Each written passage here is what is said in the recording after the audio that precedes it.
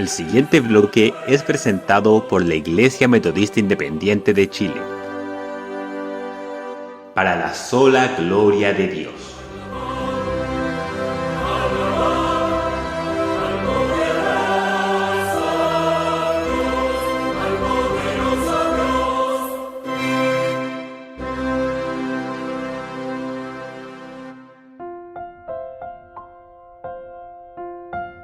El libro de los Salmos. Salmo de David. Estando en el desierto de Judá, Dios mío, eres tú. Levantaréme a ti de mañana. Mi alma tiene sed de ti. Mi carne te desea, en tierra de sequedad y transida sin aguas, para ver tu fortaleza y tu gloria, así como te he mirado en el santuario. Porque mejor es tu misericordia que la vida, mis labios te alabarán. Así te bendeciré en mi vida, en tu nombre alzaré mis manos. Como de meollo y de grosura será saciada mi alma, y con labios de júbilo te alabará mi boca. Cuando me acordaré de ti en mi lecho, cuando meditaré de ti en las velas de la noche, porque has sido mi socorro, y así en la sombra de tus alas me regocijaré. Está mi alma apegada a ti, tu diestra me ha sostenido. Mas los que para destrucción buscaron mi alma, caerán en los sitios bajos de la tierra. Destruiránlos a filo de espada, serán porción de las zorras. Empero el rey se alegrará en Dios, será alabado cualquiera que por él jura, porque la boca de los que hablan mentira será cerrada.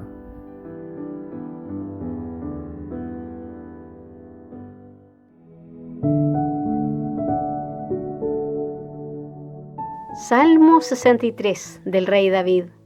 Esta es la porción que oímos para iniciar nuestro podcast de hoy, que está enfocado en el anhelo de comunión de un hombre conforme al corazón de Dios y su alabanza a Él por su misericordia.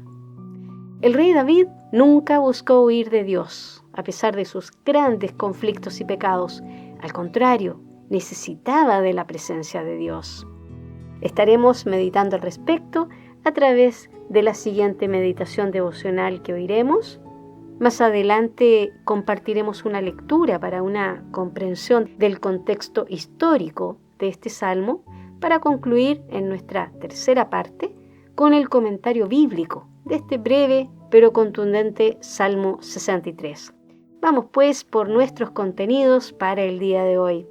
Que Dios bendiga vuestras vidas con las enseñanzas que la palabra de Dios y su comprensión nos dan para aplicación en nuestra vida personal.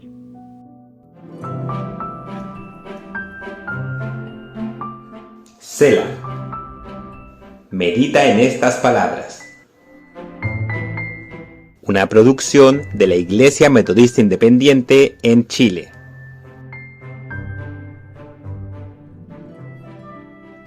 Lectura bíblica, Salmo 139, versículo del 7 al 14. ¿A dónde me iré de tu espíritu? ¿Y a dónde huiré de tu presencia? Si subiera a los cielos, allí estás tú. Y si en abismo hiciere mi estrado, he aquí, allí tú estás. Si tomare las alas del alba y habitar en el extremo de la mar, aún allí me guiará tu mano y me asirá tu diestra. Si dijere, ciertamente las tinieblas me encubrirán, aún la noche resplandecerá tocante a mí. Aún las tinieblas no encubren de ti, y la noche resplandece como el día. Lo mismo te son las tinieblas que la luz, porque tú poseíste mis riñones, cubrísteme en el vientre de mi madre. Te alabaré, porque formidables, maravillosas son tus obras. Estoy maravillado, y mi alma lo conoce mucho. Texto bíblico, Jeremías 23, versículo 24. ¿Ocultaráse alguno, dice Jehová, en escondrijos que yo no lo vea? ¿No hincho yo, dice Jehová, el cielo y la tierra? Recuerdo cuando éramos niños, mis hermanos y yo nos gustaba mucho jugar a las escondidas. Nos ocultábamos en diferentes lugares de la casa. Mientras uno contaba, los otros se escondían. Era un juego inocente y entretenido. ¿Podíamos escondernos de alguien? Muchos lo hacen, pero para escondernos tenemos que tener una motivación, como por ejemplo la cobardía, la vergüenza o porque hicimos algo malo. Al final siempre nos encontrarán. Como Dios es omnisciente y todo lo sabe, nosotros no podemos ocultarnos de su presencia. Las Escrituras nos dicen: si en abismo hiciere mi estrado, he aquí, allí tú estás. También Él conoce cada pensamiento, cada obra y acto que nosotros hacemos. Él sabe todo lo tocante a nuestra vida, ni la oscuridad nos esconde de Él. Adán y Eva, después de mostrar su incredulidad y desobediencia al encontrarse desnudos, tuvieron la intención de esconderse de Dios, pero no pudieron. Nosotros, los pecadores, nos podemos esconder en Dios cuando sentimos temor o peligro. Sabemos que nos podemos refugiar en nuestro Dios, quien nos da seguridad y refugio. Así lo hizo el rey David cuando el rey Saúl lo perseguía para matarlo. Dios lo cuidó porque se refugió en él. Les invito a orar. Padre nuestro, de ti no nos podemos esconder. Ayúdanos a refugiarnos en ti cuando sabemos que hemos pecado, y cúbrenos porque solo en ti estaremos seguros. Por Cristo Jesús. Amén.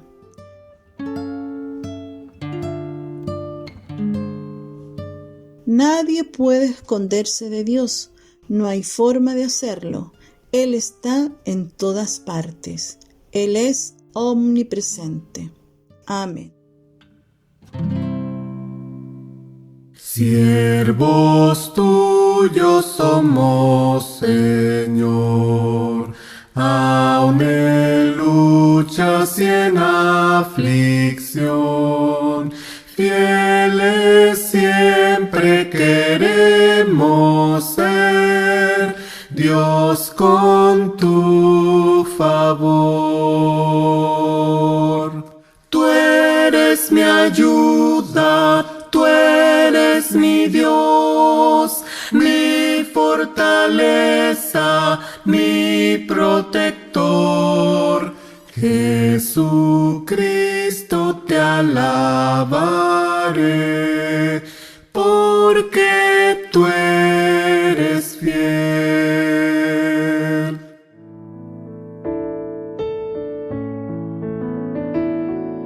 En los siguientes minutos estaremos compartiendo la lectura de un segmento del artículo La rebelión de Absalón, anatomía de un golpe de Estado, escrito por el pastor español Jorge Ruiz Ortiz, quien nos ofrece una informada presentación y análisis del sistema de relaciones personales y familiares del rey David, y cómo es que el pecado y la violencia llegaron a teñir de conflicto y de sangre su casa, tal como le fuera muy tempranamente anunciado por Dios a través del profeta Natán, cuando lo denunció sobre su pecado de adulterio con Betsabé y asesinato de Urías, esposo de ésta, como podemos leer en el libro 2 de Samuel, capítulo 10.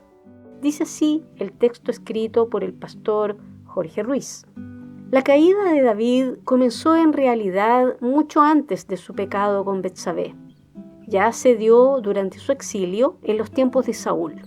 El ungido del Señor comenzó a tener muchas mujeres. A pesar que estaba culturalmente admitido en aquella época, era un comportamiento que transgredía los mandamientos de la ley divina. Fue con Abigail, la mujer de Nabal, que David comenzó su poligamia, según encontramos en el primer libro de Samuel, capítulo 25. Leemos en el libro 2 de Samuel, capítulo 3, versículo 2, lo siguiente. Mientras estuvo en Hebrón, David tuvo los siguientes hijos. Su primogénito fue Amnón, hijo de Ahinoam la Jezreelita. El segundo, Kileab, hijo de Abigail, viuda de Nabal, de Carmel. El tercero, Absalón, hijo de Macá, la hija del rey Talmai de Gesur. El cuarto, Adonías, hijo de Hagit. El quinto, Cefatías, hijo de Abital. El sexto, Itreán, hijo de Eglá, que era otra esposa de David. Mucho más tarde le nacería Salomón, el segundo hijo que tuvo con Betsabé. El pecado continuo de David acerca de la proliferación de sus mujeres había tenido graves consecuencias en el ámbito familiar. Como hemos leído, David tenía un gran número de hijos con sus muchas mujeres, con los cuales, es de imaginar, no mantenía relaciones normales entre padres e hijos, especialmente agravado por el hecho de que David era el rey.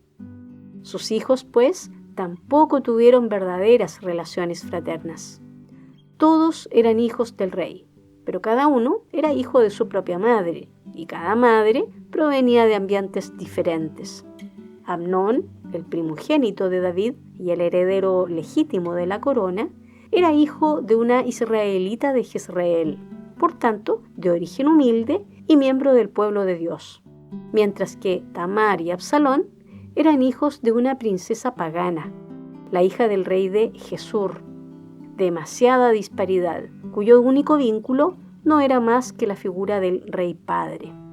Esto fue, por tanto, un campo abonado para que se desarrollara la distancia y la rivalidad entre ellos, o incluso la atracción física, como ocurrió entre Amnón y Tamar.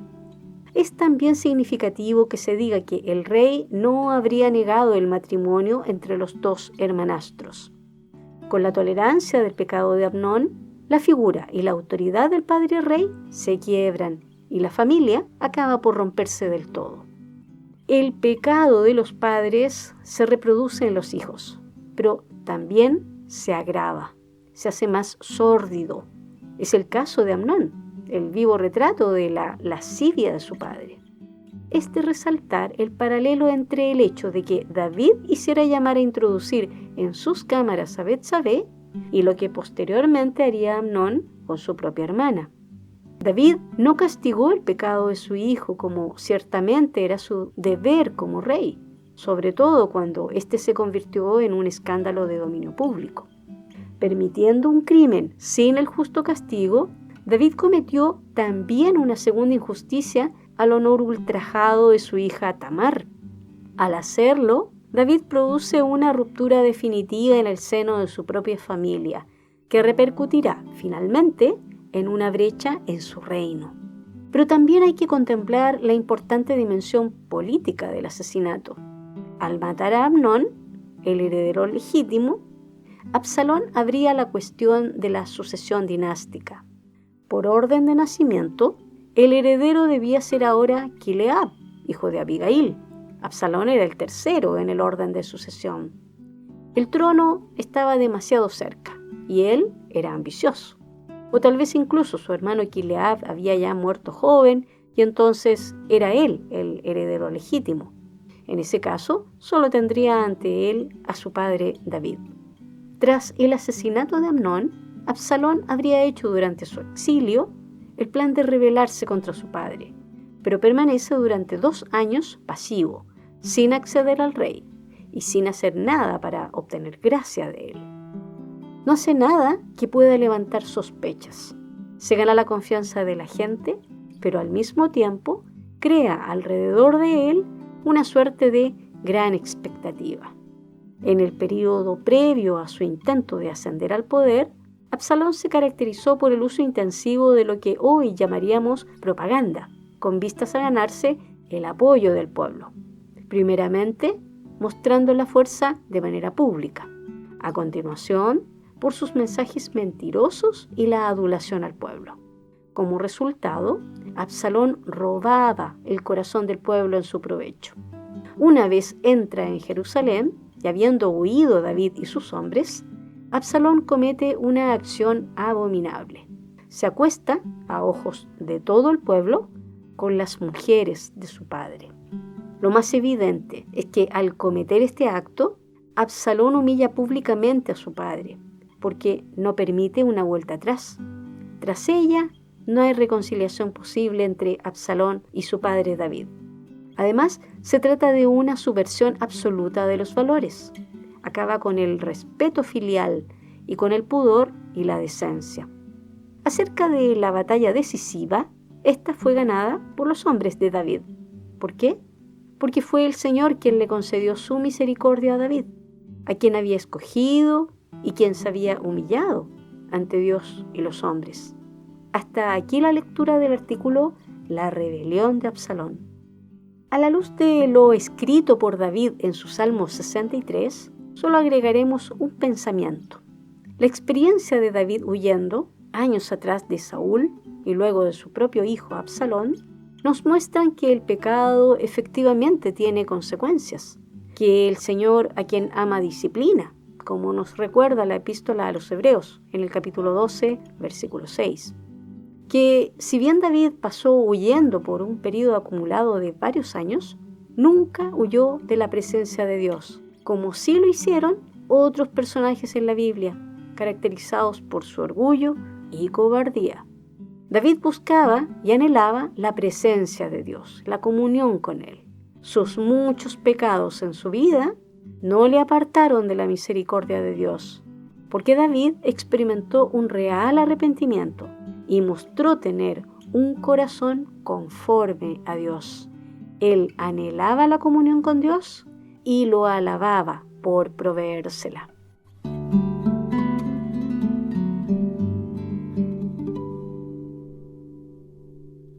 Dios, Dios mío, solo eres tú. Te buscaré de madrugada, si tu presencia bien amada y tu poderosa virtud. Oh, mi alma está sedienta, mi carne con ardor está, y te anhela de verdad, en tierra seca y polvorienta.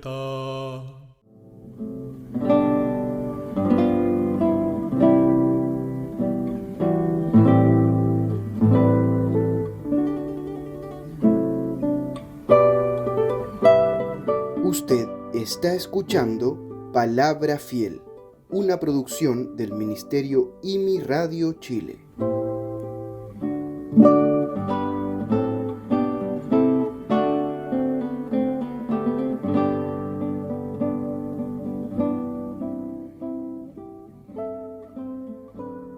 Acompañado de un grupo de creyentes, todos españoles, tuve el privilegio de visitar las Torres Gemelas. Imponentes aquellas dos torres. Subimos hasta la planta 103 y allí pudimos contemplar parte de la ciudad de Nueva York. Preciosa ciudad desde lo alto de aquellas torres. No sabíamos, por supuesto, que un año después aquellas torres serían derribadas por un acto terrorista. Muchas veces David estuvo en las rocas, las peñas, los montes áridos del sur de la tierra de Israel. Tierra árida, seca.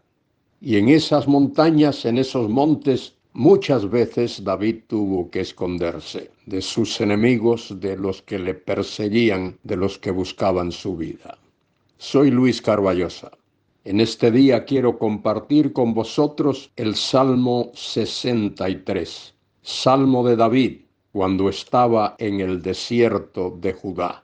Ese desierto árido, inhóspito, pero David tenía que refugiarse allí para evitar ser asesinado por sus enemigos. Muchas veces David tuvo que huir antes de ser rey. Y siendo rey tuvo que huir por lo menos 2 veces. Quizá en este Salmo 63 se narra la vez que tuvo que huir a causa de su hijo Absalón. Absalón quiso destronar a David, quiso quitar a David del trono de Israel y ponerse él. Organizó un ejército, buscó seguidores que fuesen sus aliados, para él quitar a David y ponerse en el trono. Evidentemente Absalón era popular, era un hombre joven, hermoso, de hermosa cabellera, quizá elocuente para hablar a otros y hacer que lo siguieran. Hasta que en una batalla, cuando perseguía a David con su ejército, murió. Absalón murió. El ejército de David era más fuerte, un ejército mejor preparado y listo para el combate. Absalón murió colgándose de un árbol de su propia cabellera. Aquello causó gran dolor en el corazón de David como padre de Absalón. Todo padre ama a su hijo o a su hija, no importa cuán rebelde sean, tal como Dios te ama a ti, como Dios me ama a pesar de que seamos rebeldes y desobedientes. En este Salmo 63, David eleva su alma, su vida a Dios y clama a Dios. Dios, Dios mío eres tú. De madrugada te buscaré. Mi alma tiene sed de ti, mi carne te anhela, en tierra seca y árida donde no hay aguas. Así era el anhelo de David por Dios. Mi alma tiene sed de ti, mi carne, mi cuerpo, mi ser, mi persona te anhela. En tierra seca y árida, así es el sur de la tierra de Israel, ese desierto de Judea. En algún sitio por allí David estaba, en tierra seca y árida, donde no hay aguas. David está hablando seguramente en el sentido físico, pero también en el sentido espiritual. Como tú y yo, querido hermano o hermana, podemos estar en situaciones parecidas, donde no hay agua espiritual, donde la sed del alma nos castiga y donde sentimos necesidad de la presencia de Dios. Dice David, versículo 2, para ver tu poder y tu gloria, así como te he mirado en el santuario. Allá en el desierto, David quería ver también el poder y la gloria de Dios, como la había mirado en Jerusalén, allí en el templo. Y añade David, escuche qué expresión, porque mejor es tu misericordia que la vida. La presencia de Dios, la comunión con Dios. Mejor es tu misericordia que la vida. Mis labios te alaban. Así te bendigo en mi vida. En tu nombre alzo mis manos. David deseaba la comunión íntima con Dios en medio de su situación, huyendo de aquellos que le perseguían. David dice, mejor es la misericordia, tu misericordia, que la vida. Como de meollo y de grosura será saciada mi alma, y con labios de júbilo te alaba mi boca. David quiere esa relación personal con Dios, dar alabanza a Dios verbalmente, íntimamente. Cuando me acuerdo de ti en mi lecho, cuando medite en ti en las vigilias de la noche. David oraba a Dios en todo tiempo, cuando estaba en su lecho, cuando andaba en sus actividades, él alzaba su alma, su vida, sus ojos a Dios. ¿Por qué lo hacía? ¿Cuál era la motivación de David? Lo explica en el versículo 7. Porque has sido mi socorro, y así en la sombra de tus alas me regocijo. Está mi alma apegada a ti, tu diestra me ha sostenido. Fíjese cómo David se expresa, porque has sido mi socorro. En medio de las pruebas y de las luchas y de las persecuciones, en medio de los peligros, Dios era el socorro de David.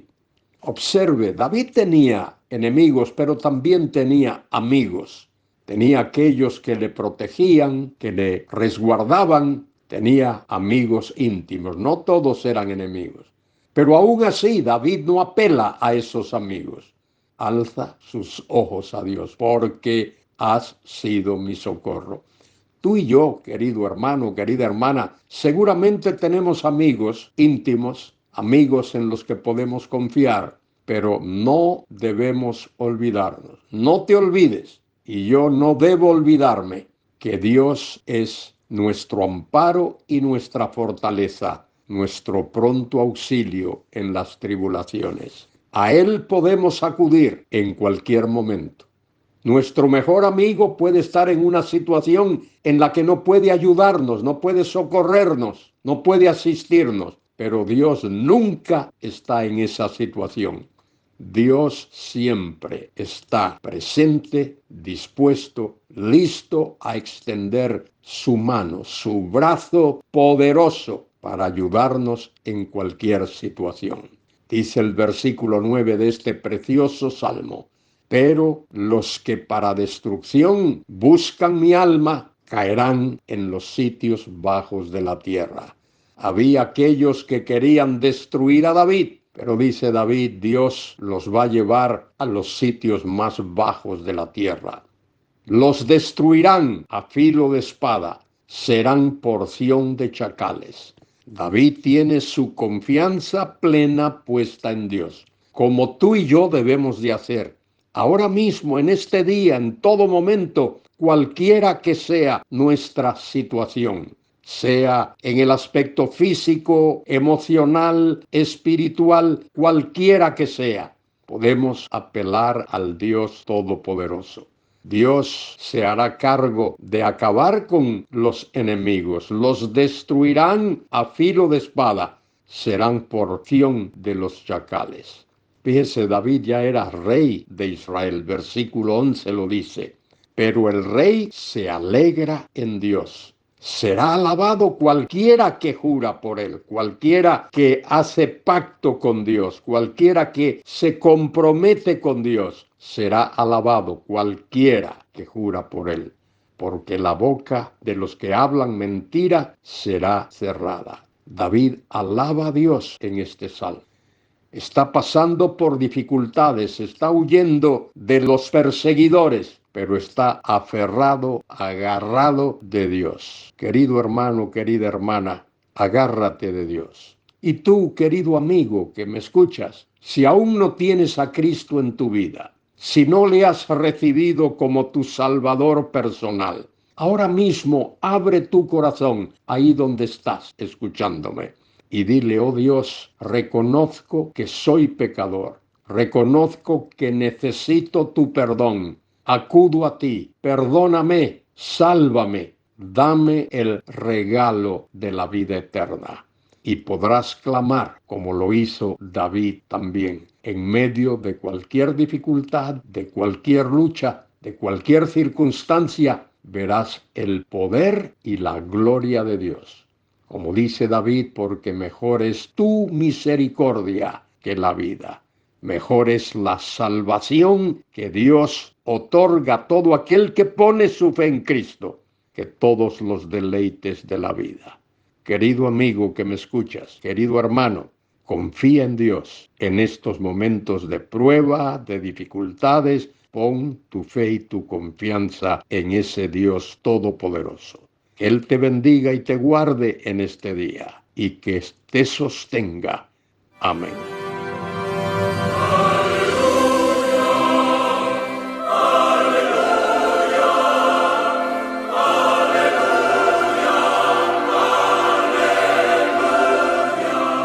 Y aquí concluye nuestro programa de hoy.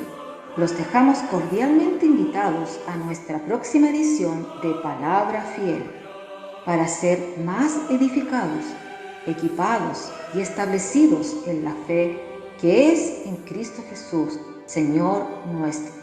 El Señor les bendiga.